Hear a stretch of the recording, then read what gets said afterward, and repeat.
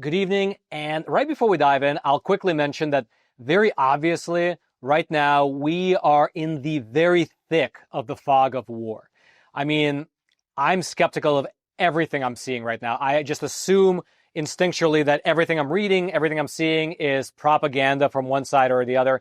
Even seemingly raw footage on X, I just have to keep reminding myself that every one of the belligerent nations, Israel, Iran, the US, they have huge social media teams who are working to shape the narrative, skew the discourse, just flood the zone with as much disinformation as possible for their side, right? And so, with that as the caveat, I'm going to present to you 2 points that I believe are worth highlighting from the last several days that I think are interesting and that I would like to share with you.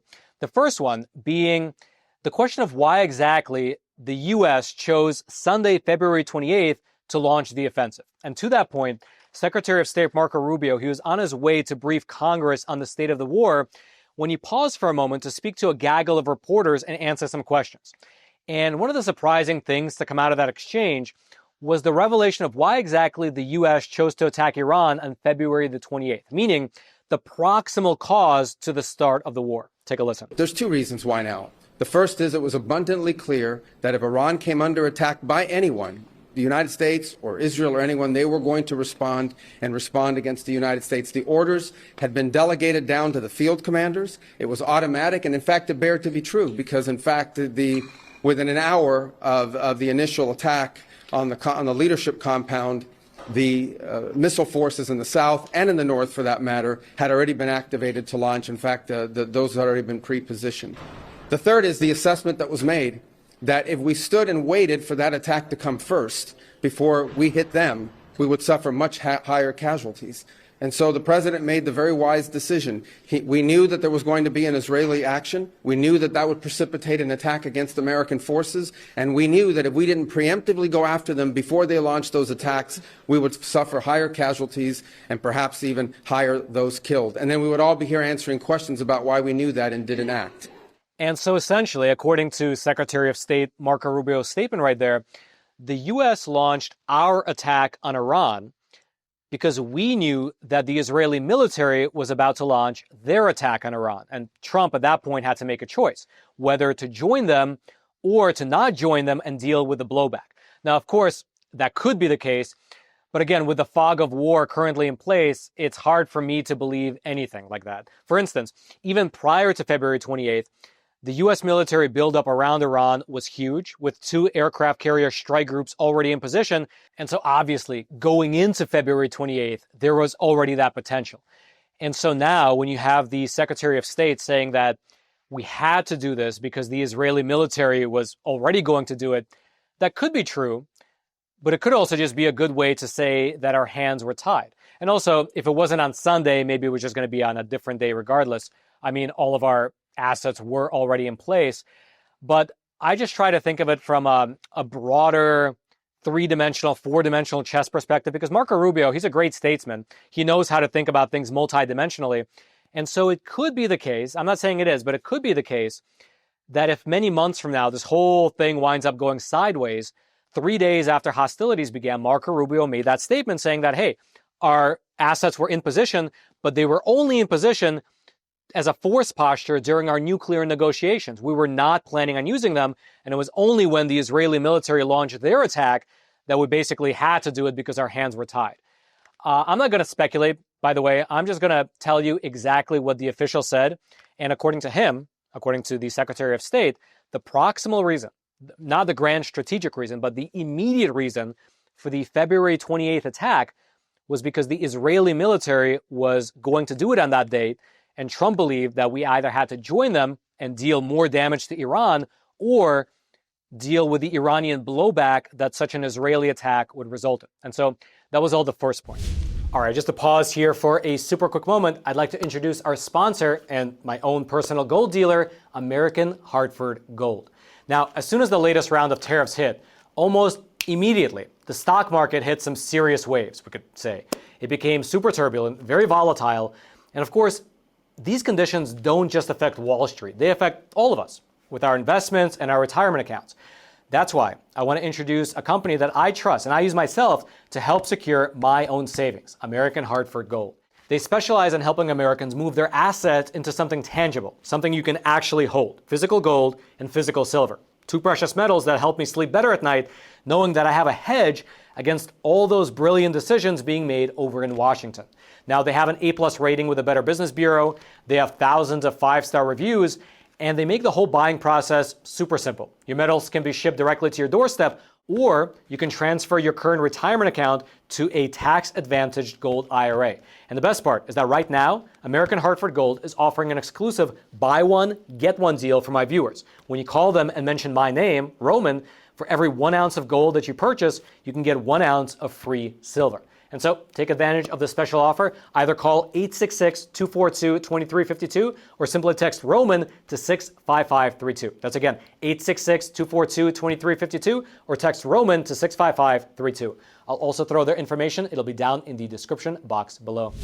The second point that I wanted to mention has to do with money. One of the financial difficulties of conducting a war like this is the asymmetry that exists between the price of the drones that are launched from Iran versus the price of the interceptors that are used to knock them out of the sky.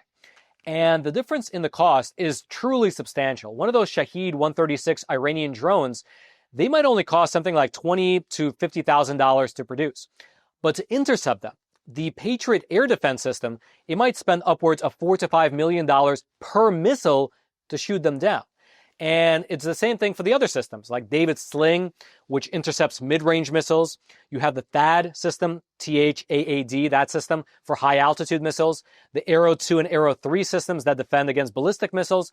And especially when you're dealing with barrages that have a mix of both missiles as well as drones that come out of Iran, the ratio might be upwards of 30 to 1, meaning it takes $30 million to knock out $1 million worth of drones and missiles, which is, I'll mention an estimate. I've seen a range of estimates as I've been reading about this, but whether it's like 30 to 1 or 10 to 1, it's unsustainable in the long term. When you have to use $4 million Patriot missiles against a $20,000 drone, you can really only keep that up for so long, especially when, just to be safe, you have to use multiple interceptors for a single missile. For instance, in this video here that you see up on your screen, to the naked eye, I mean, it looks like 11 Patriot interceptor missiles were used to take down a single ballistic missile. And so that kind of asymmetric warfare is just hard to maintain, which is a reality facing some of the Gulf states already. Here's in fact what the Wall Street Journal recently reported after hostilities began. Quote, Persian Gulf nations targeted by Iran have, so far, managed to limit damage by deploying sophisticated U.S.-made air defenses against the hundreds of drones and missiles that have rained on their cities. With costly interceptors and radar, all integrated with the U.S. military, the oil-rich Gulf Arab states have fielded some of the most advanced air defenses in the world, despite their small populations and militaries. A crucial variable in this war, however, is whether these monarchies start running out of interceptors before the Iranian regime runs out of projectiles. At current burn rates, it could be very soon. And so it's amidst this backdrop, this reality, that this footage here blew up online. It was posted by the Israeli Public Broadcasting Corporation, so take it for what it's worth, and it allegedly shows missiles getting fired out of southern Lebanon by Hezbollah. However, those missiles, they explode shortly after being launched, one after the other. And the Israeli Public Broadcasting Corporation, which, by the way, just for your reference, is wholly owned by the Israeli government, they explained in that post that those missiles were not just misfiring. Instead, they were getting shot out of the sky by a new type of weapon, the Iron Beam laser system. Now, we discussed that new weapon late last year when it was first rolled out into use. But basically, it's a system manufactured by a company called Rafael Advanced Defense Systems, and it uses a 100 kilowatt high-energy laser beam to shoot down aerial threats, things like rockets, mortars, as well as drones. Back in September, when that system was first rolled out, they published a promotional video showing what the system actually looked like in action. Take a look. Laser system ready. Three, two, one. Target launched.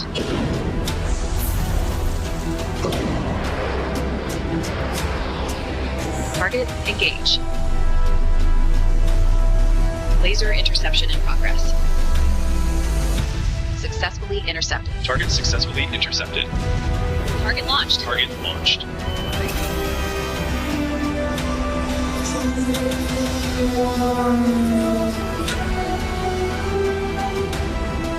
Target engaged.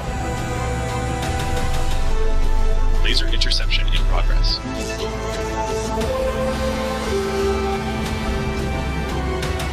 Successfully intercepted. Target successfully intercepted.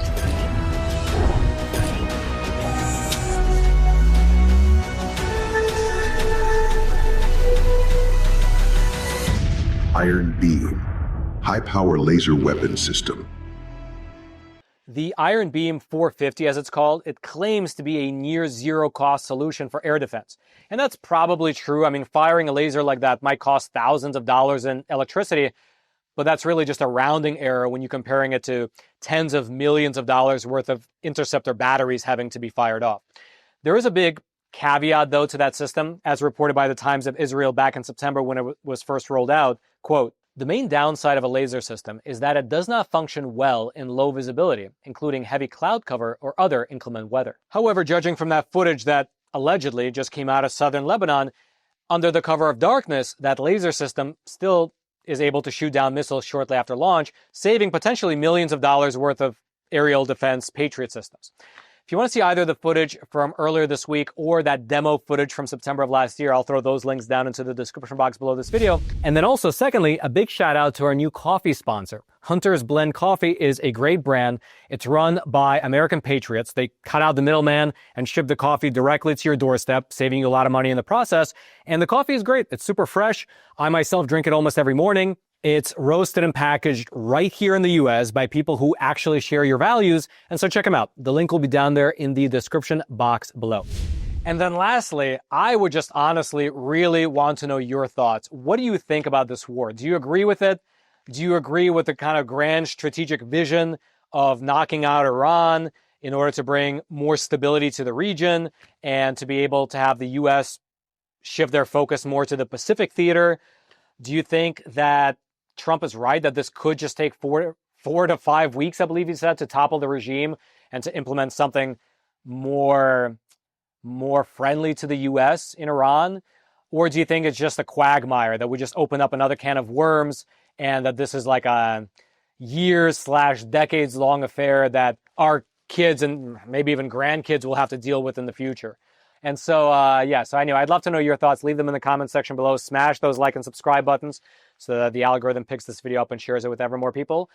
And then until next time, I'm your host, Roman from the Epoch Times. Stay informed, and most importantly, stay free.